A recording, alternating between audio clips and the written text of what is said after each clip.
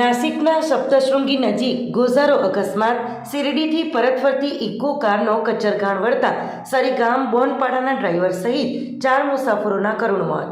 ઉમરગામ તાલુકાના સરીગામ બોનપાડા ગામના વડવી ફળિયામાં એક અત્યંત દુઃખદ સમાચાર સામે આવ્યા છે.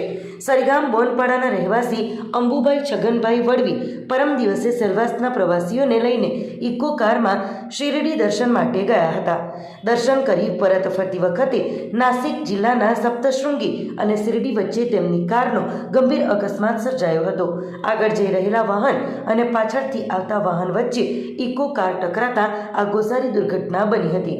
આ અકસ્માતમાં કારમાં સવાર કુલ 5 વ્યક્તિઓમાંથી ડ્રાઈવર અંબુભાઈ છગનભાઈ વડવી સહિત 4 લોકોના ઘટના સ્થળે જ કરુણ મોત નીપજ્યા છે. જ્યારે એક વ્યક્તિ ગંભીર રીતે ઈજાગ્રસ્ત થતાં તેને હોસ્પિટલમાં સારવાર અર્થે દાખલ કરવામાં આવ્યો છે. આ દુર્ઘટનાના સમાચાર મળતા જ સરીગામ બોનપાડા ગામમાં શોકની લાગણી વ્યાપી ગઈ છે અને પરિવારજનો પર દુઃખનો પહાડ તૂટી પડ્યો છે. મૃતક અંબુભાઈ છગનભાઈ વડવી તેમના વૃદ્ધ માતા પિતાનો એકમાત્ર સહારો હતો અને ડ્રાઇવિંગ કરી પરિવારનું ગુજરાન ચલાવતો હતો. તેમના 2 મોટા ભાઈઓ અલગ રહે છે અને એક બહેનના લગ્ન થઈ ગયા હોવાથી હવે માતા પિતા બિલકુલ નિરાધાર બન્યા છે.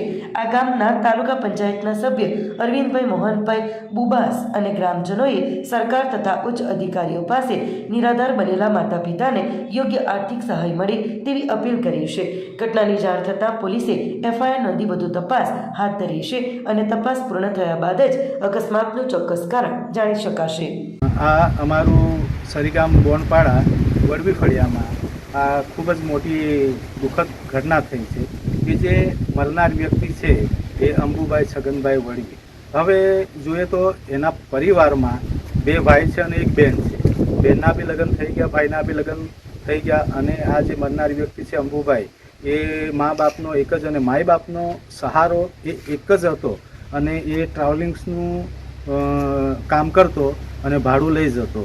હવે એ ગઈકાલે પરમ દિવસે ભાડું શેરડી સેલવાસના માણસોને શેરડીના પ્રવાસી ગયા હતા અને ત્યાંથી સપ્તશૃંગી આવતા હતા.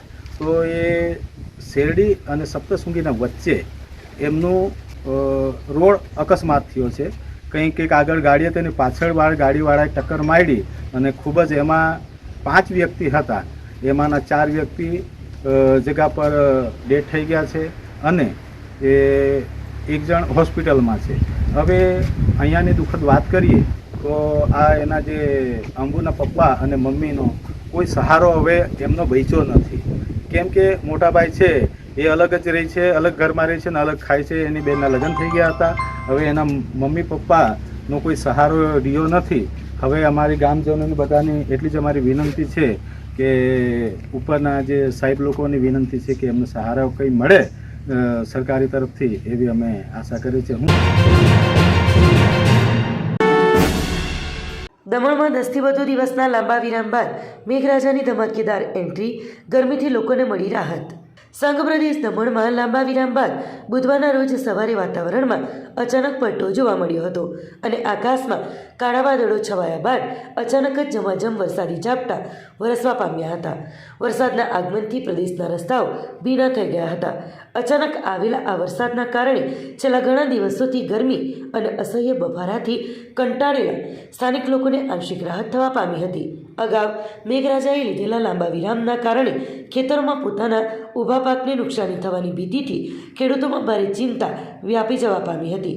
પરંતુ બુધવારે વહેલી સવારથી ફરી એકવાર વરસાદી માહોલ જામતા આગામી સમયમાં ચોમાસું ફરી સક્રિય થાય તેવી આશા ખેડૂતો સેવી રહ્યા છે.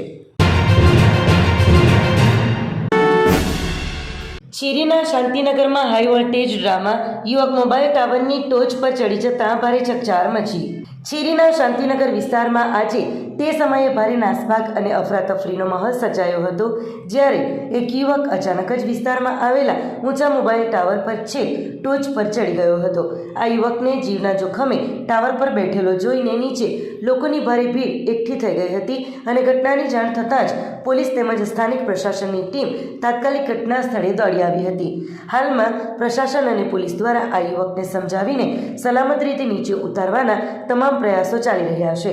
પરંતુ આ શખ્સ કયા કારણોસર ટાવર પર ચડ્યો છે તે હજુ સુધી જાણી શકાયું નથી. આ ઘટનાને પગલે આ શખ્સ વધુ પડતા દારૂના નશામાં છે કે પછી માનસિક રીતે વ્યાધિગ્રસ્ત છે તે અંગે લોકમુખે અનેક ચર્ચાઓ જાગી છે. જો કે આ પહેલી ઘટના નથી. ચીરી વિસ્તારમાં અવારનવાર નશામાં ધૂત તત્વો આવા અવનવા કારનામા કરતા જ રહે છે. ક્યારેક આવા શરાબીઓ દારૂ પીને મુખ્ય માર્ગ પર બિંદાસ્ત ડાન્સ કરતા જોવા મળે છે, તો ક્યારેક નશાની હાલતમાં ભારે બવાલ કાપીને કાયદો હાથમાં લેતા હોય છે. દારૂડિયાઓના આવા રોજના ત્રાસથી કંટાળી ગયેલી સ્થાનિક જનતામાં હવે ભારે રોષ ફાટી નીકળ્યો છે અને લોકો ઉગ્ર માંગ કરી રહ્યા છે કે પોલીસ તંત્ર આવા અસામાજિક તત્વો સામે દાખલારૂપ કડક કાર્યવાહી કરે, નહીંતર આગામી દિવસોમાં આવા તત્વો કોઈ બહુ મોટો કાંડ કે દુર્ઘટના સર્જી શકે છે. વલસાડ કલેક્ટર એક્શન મોડમાં. ખાણ ખનીજ વિભાગમાં આકસ્મિક ચેકિંગથી કચેરીમાં ફફડાટ. બીજાના આઈડીથી લોગિન થતું હોવાનો મોટો પર્દાફાશ. વલસાડ જિલ્લા કલેક્ટર દ્વારા ખાણ ખનીજ વિભાગની કચેરીમાં કરવામાં આવેલા આકસ્મિક ચેકિંગથી સમગ્ર કચેરીના અધિકારીઓ અને કર્મચારીઓમાં ભારે ફફડાટ ફેલાઈ ગયો છે. આ તપાસ દરમિયાન કચેરીમાં અનેક ગંભીર ત્રુટિઓ કલેક્ટરના ધ્યાને આવી હતી, જેમાં ખાસ કરીને અરજદારોની પેન્ડિંગ અરજીઓનો 15 દિવસમાં નિકાલ ન થવા અને જરૂરી રેકોર્ડ તેમજ દસ્તાવેજો યોગ્ય રીતે ન જળવાયા હોવાની બેદરકારી સામે આવતા કલેક્ટર દ્વારા કડક કાર્યવાહીના આદેશ અપાયા છે. તપાસમાં સૌથી મોટી અને શંકાસ્પદ બાબત એ સામે આવી હતી કે કચેરીમાં ગેરહાજર કર્મચારીઓની આઈડીમાંથી અન્ય કર્મચારીઓ દ્વારા લોગિન કરીને સરકારી કામગીરી કરવામાં આવી રહી હતી, જેને લઈને કલેક્ટર સીધા એક્શન મોડમાં આવી ગયા હતા અને આ ગંભીર બાબત અંગે વધુ સઘન તપાસ હાથ ધરી છે. ખાણ ખનીજ વિભાગની કચેરીમાં કલેક્ટરના આ કડક વલણ અને અણધાર્યા ચેકિંગના પડઘા જિલ્લાના અન્ય સરકારી વિભાગોમાં પણ પડ્યા છે અને ત્યાં પણ અત્યારે ભારે ડરનો માહોલ જોવા મળી રહ્યો છે.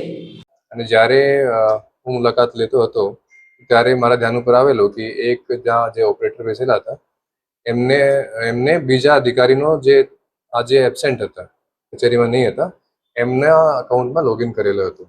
તો પછી થોડું મને શંકાસ્પદ લાગ્યું હતું અને પછી મેં આની એક થોડીક જે પણ અધિકારી જેમના લોગિન કરવામાં આવેલું તો